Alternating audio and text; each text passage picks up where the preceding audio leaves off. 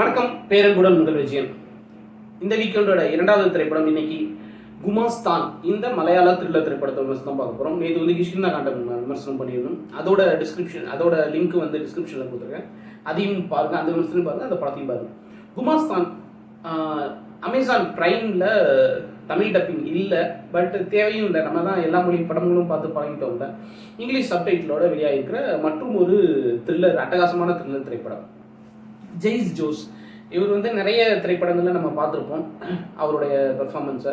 நேற்று நான் சொன்ன மாதிரி அந்த தம்பிராமையா அந்த மாதிரியான ஒரு பெர்ஃபார்மன்ஸ் பண்ணுறவர்.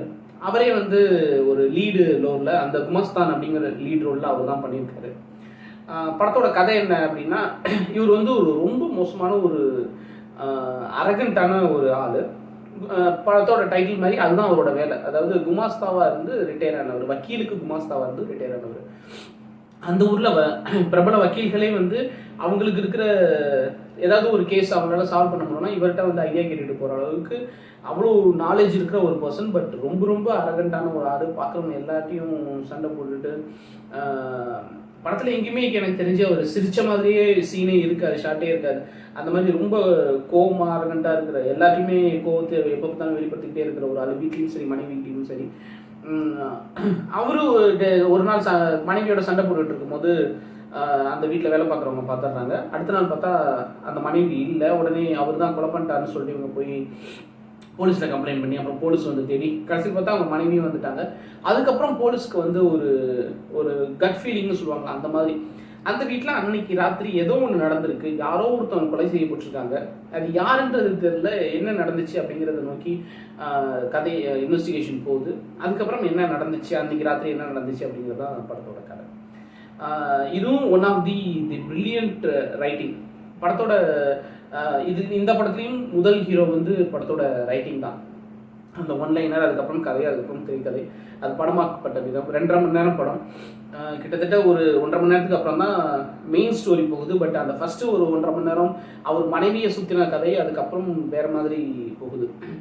ஜெய் ஜோஸ் அவர் வந்து நம்ம ஆரஞ்சு மிட்டாய், அதுக்கப்புறம் சீதகாதியில் விஜய் சேதுபதிக்கு ஒரு லுக் இருக்கும்ல, அதை கலந்து கட்டின மாதிரியான ஒரு லுக்கு. பெர்ஃபார்மன்ஸும் அதே மாதிரியான ஒரு பெர்ஃபார்மன்ஸ் தான் பண்ணியிருக்காரு. ஆனால் நம்ம இதில் விக்ரமில் சந்திரன் அந்த கேரக்டரில் விஜய் சேதுபதி எப்படி ஒரு அரகண்டாக இருப்பார், அந்த மாதிரி ஒரு அதில் கூட கொஞ்சம் ஃபேமிலியோடு இருக்கும்போது கொஞ்சம் சென்டிமெண்ட்டாக அப்படி இருப்பார். பட் இதில் எதுவுமே கிடையாது. 100% அரகண்டான ஒரு ஆள். உண்மையிலேயே அவர் வேற சின்ன சின்ன ரோலில் பார்த்துருக்கோம். பட் இதில் கெட்டப் வேறு மாதிரி இருக்கிறதுனால அவர் எங்கேயுமே பார்த்த மாதிரி நமக்கு தெரியாது. உண்மையிலேயே அந்த மாதிரி ஒரு கேரக்டர் இருக்கிற ஆள் தான். ஒரு ஃபஸ்ட் டைம் பார்க்குற மாதிரி தான் இருக்கும் அந்த கேரக்டர், அந்த ஃபேஸ்.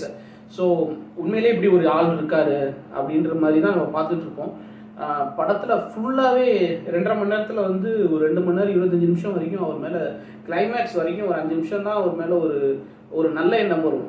ஒரு ஃபுல் படமுமே அவ்வளோ ஒரு கோவம் அவர் மேலே. அதுதான் அவர் கதாபாத்திரம், அவர் நடிப்புக்கான வெற்றி.